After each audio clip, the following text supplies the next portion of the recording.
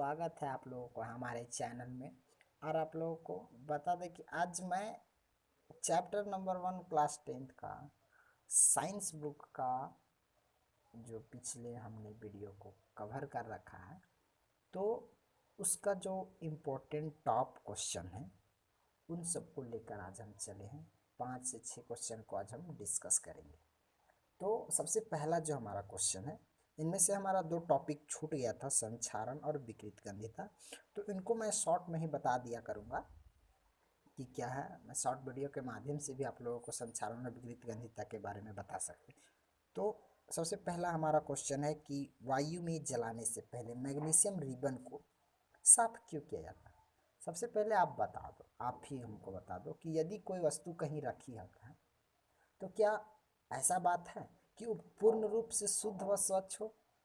जैसे हम अगर पेन यहाँ रखें तो ऐसा इसमें है कि ये पूरा के पूरा साफ ही होगा सो नहीं। तो इनको जलाने के वक्त यदि इनमें धूल कण होगा तो जलाने में वक्त कुछ बाधा उत्पन्न कर सकता है। इसीलिए मैग्नीशियम रिबन को जलते समय किसी प्रकार का कोई बाधा ना हो, इसीलिए उसको सबसे पहले रेगमाल से रगड़कर साफ कर लिया जाता है। उसके बाद उसको जला ताकि आसानी से जल सके। तो हम उसको बोल सकते हैं, लिख सकते हैं कि मैग्नीशियम रिबन को दहन करते के समय किसी भी प्रकार से कोई बाधा ना हो और उनका संपर्क वायु के साथ अच्छा तरह से हो सके और आसानी से जल सके। इसलिए मैग्नीशियम रिबन को दहन करने के पूर्व अच्छी तरह से रेगमाल से रगड़कर साफ कर लिया जाता है। अब दूसरा जो हमारा क्वेश्चन है वो है श्वसन को ऊष्माक्षेपीय अभिक्रिया क्यों कहते हैं। तो आपको पता होगा कि ऊष्माक्षेपीय अभिक्रिया किसको कहते हैं। अब ऊष्माक्षेपीय अभिक्रिया किसको कहते हैं, अगर आप लोग नहीं वीडियो देखे तो आप पीछे जाकर देख सकते हैं। उसमें मैंने क्लियर बताया कि ऊष्माक्षेपीय अभिक्रिया क्या है। तो बताते हैं आपको ऊष्माक्षेपी कि जिन रासायनिक अभिक्रिया के दौरान ऊष्मा का उत्सर्जन हो यानी ऊष्मा निकलता हो। जैसे हमने एक उदाहरण में बताया था कि जब कैल्शियम ऑक्साइड को जल के साथ मिलाया जाता है तो कैल्शियम हाइड्रोक्साइड तो बनता ही है, उसके साथ साथ वो ऊष्मा यानी ताप। आप लोग कभी ऐसे कोई सूत्र बोल दे रहे हैं तो आप लोग को समझ में नहीं आ रहा, लेकिन वो एक्चुअल बताते हैं कि आपका घर में कभी पुचाड़ा पेंट हुआ है तो उसमें देखे होंगे कि जो चूना आता है बोरा में वो कैल्शियम ऑक्साइड आता है। तो उनको जब पानी में डाला जाता है तो देखते हैं कि उबाल के साथ गर्म हो जाता है। तो उससे क्या होता है, ऊष्मा का उत्सर्जन होता है, ऊष्मा उससे निर्गत होती है। ऊष्मा सुषमा नहीं बोल रहे हैं, हम ऊष्मा बोल रहे हैं। ऊष्मा निर्गत यानी गर्म हो जाता है, हीट हो जाता है। तो इसलिए उस अभिक्रिया को ऊष्माक्षेपी अभिक्रिया कहते हैं। तो सेम कंडीशन श्वसन के साथ है। श्वसन का रासायनिक सूत्र क्या है बता। श्वसन का रासायनिक सूत्र क्या है। श्वसन में क्या होता है कि जो हम लोग खाते हैं वो ग्लूकोज के रूप में होता है। तो ग्लूकोज का सूत्र होता है C6H12O6। ठीक है।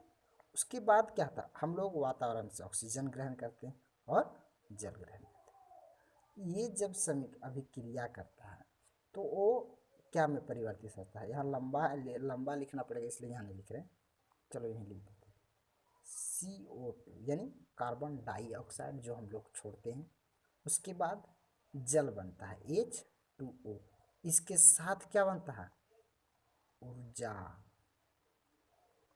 क्या दे रहा है, ऊर्जा। इसलिए हम श्वसन को ऊष्माक्षेपी अभिक्रिया कहते हैं। अब इनको संतुलित करना आपका काम है, हम संतुलित नहीं करेंगे क्योंकि हमने संतुलित करना बता दिया है। ठीक है, तो कहीं दिक्कत इस क्वेश्चन में नहीं आएगा, उम्मीद करते हैं। अब तीसरा जो हमारा है, तीसरा क्वेश्चन है कि वियोजन अभिक्रिया को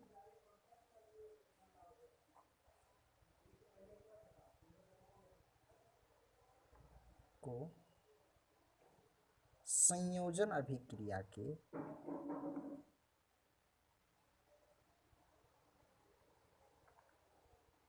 विपरीत क्यों कहा जाता है।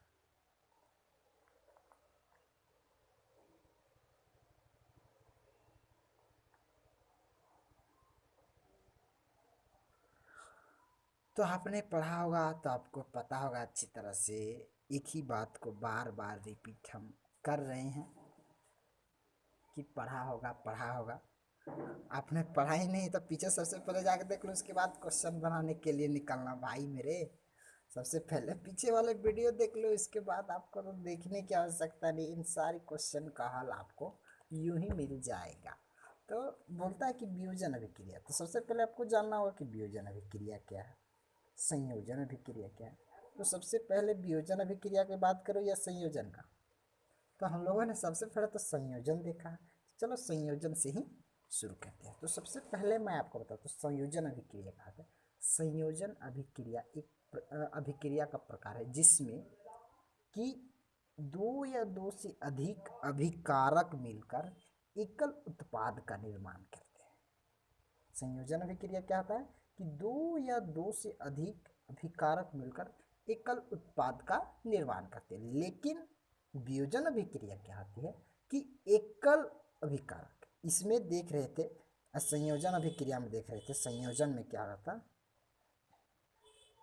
संयोजन में कि ए और बी कोई अभिकारक है मिलकर एक सी का निर्माण कर रहे हैं, ठीक है। लेकिन वियोजन में क्या होता है,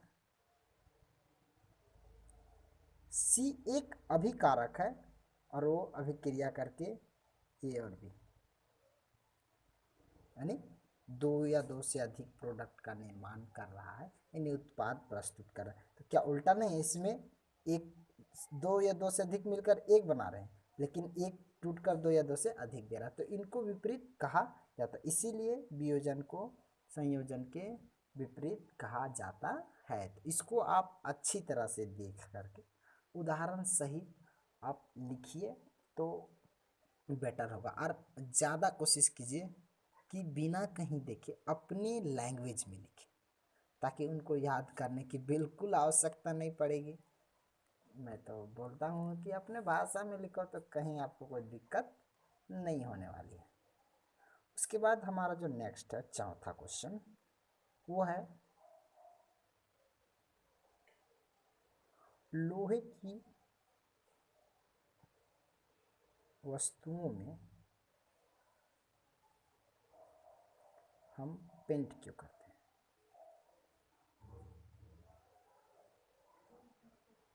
तो इनमें महान लोग हो सकते हैं, थोड़ा भले भाले लोग भी हो सकते हैं, तो उनका जवाब अजीबोगरीब से आ सकता है। तो आप ऐसा बात नहीं है, अलग अलग हो सकता है, मतलब अपने हिसाब से उनको जो जैसा लगे वैसे बोल सकते हैं। जैसे आपको पूछे कि हम लोहा में वस्तुओं में पेंट क्यों, लोहा की वस्तुओं में हम पेंट क्यों कर रहे हैं, तो आपका जवाब अब हो सकता है कि आ जाए कि अच्छा दिखने के लिए। तो हाँ, बोल सकते हो अगर आपको लगता है ऐसा कि अच्छा दिखने के लिए लोहे की वस्तुओं में पेंट किया जाता है, तो वो भी अच्छा है। लेकिन उसके पीछे एक अन्य रीज़न भी क्या है मैं आपको बताता हूँ कि लोहे की वस्तुओं में एक प्रकार सा, आप कहीं खुले लोहे को देखो कि पहले कुछ होती है, जैसे आप मार्केट जाओ उसको खरीद के ला कर रखो, डिश एंटीना मान के चलो आपके पास, आपके घर में एक डिश एंटीना है, पहले कुछ दिन पहले जिस समय आप खरीदे थे उस समय का रंग कुछ और था और अभी का रंग कुछ और है। क्या उसमें देखोगे कि आप लाल लाल सा परत चढ़ जाता है, ऐसा क्यों, उसमें जंग लग जाता है। तो इसी जंग लगने से बचाने के उद्देश्य से लोहे पर पेंट किया जाता है। ऐसी बात नहीं है कि हम पेंट कर दिए तो जंग नहीं लगेगा, लेकिन पेंट करने के बाद कुछ समय तक उनको सुरक्षित रखा जा सकता है। जैसे अगर आप खरीद के लाए एक महीना पहले, तो यदि उसमें पेंट चढ़ाया नहीं हुआ है तो 10-15 दिन में उसमें जंग लगने लगेगा। लेकिन यही अगर उसमें पेंट लगा हुआ है 2-3 महीना के बाद ही उस पर जंग लगेगा। तो हम ये भी नहीं कह सकते पेंट लगने के बाद टोटली उस पर एक भी जंग नहीं लगेगा, ऐसी बात नहीं है। उसमें भी जंग लगता है, पर उसमें जंग लगने की जो प्रक्रिया है उसको धीमी हो जाती है। तो इसमें हम देखें कि लोहे की वस्तुओं पर जंग लगने से बचाने के लिए हम लोग पेंट करते हैं। उसके बाद हमारा नेक्स्ट जो क्वेश्चन है, नेक्स्ट क्वेश्चन है पांचवा, तेल एवं वसायुक्त पदार्थों को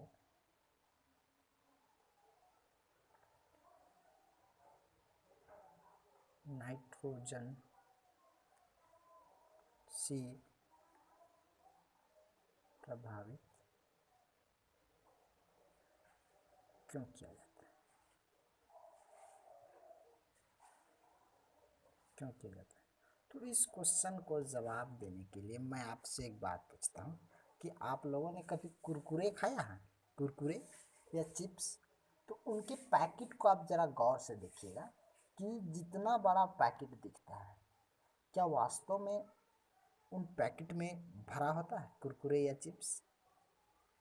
तो आप लोगों को लगेगा कि नहीं, वास्तव में इतना भरा नहीं होता, लेकिन उसमें हवा भरा रहता है। तो आप लोग को थोड़ा कहीं लग रहा होगा कि जनता को यानी पब्लिक को बुड़बक बना रहा है, इतना हवा भर दिया उसमें। लेकिन कहीं ना कहीं उन पर हवा भरने के पीछे कोई ना कोई रीज़न होता है, क्योंकि जो चिप्स होता है, कुरकुरे होता है, वो तेल में बना होता है। तो उनको अगर खुले वायु में छोड़ दे तो कुछ समय के बाद उसमें ख़राब हो जाएगा, यानी ऑक्सीजन के संपर्क में आने से वो ख़राब हो जाएगा, उसका स्वाद गंध बदल जाएगा, तो वो खाने के लायक नहीं रह जाएगा। तो इसलिए इन ऑक्सीजन के संपर्क में आने से बचाने के लिए उनको एक पैकेट में बंद किया जाता है, और पैकेट में बंद करने के साथ साथ उस पर नाइट्रोजन गैस भी भर दिया जाता है। अब नाइट्रोजन गैस क्या काम करता है? नाइट्रोजन गैस प्रति ऑक्सीकारक है। ऐसा बात नहीं कि नाइट्रोजन गैस भर देने के बाद कभी ख़राब नहीं होगा। देखते हैं कि बहुत लंबे समय रखने के बाद जब उसमें एक डेट, एक्सपायरी डेट दिया होता है कि एक्सपायरी डेट यानी उस समय तक नाइट्रोजन उनको ऑक्सीजन से संपर्क करने से बचा सकता है, यानी कुछ मतलब नाइट्रोजन गैस भरने के बाद कुछ समय तक को टाला जा सकता है। इसलिए सलाह दिया जाता है कि जो एक्सपायरी डेट के जो प्रोडक्ट्स हैं उनको यूज ना करें।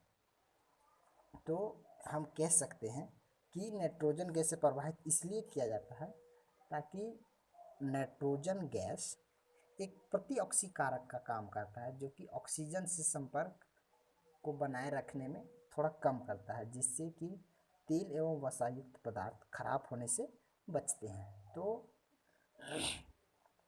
इसलिए हम कह सकते हैं कि इनको प्रभावित किया जाता है नाइट्रोजन से। तो उम्मीद करते हैं आप लोगों को समझ में आया होगा। तो और हमारा इस चैप्टर का अंत हो गया। अगर इनका आप कंप्लीट सॉल्यूशन लिखा हुआ चाहते हैं तो आप हमारे टेलीग्राम में जाकर, टेलीग्राम चैनल में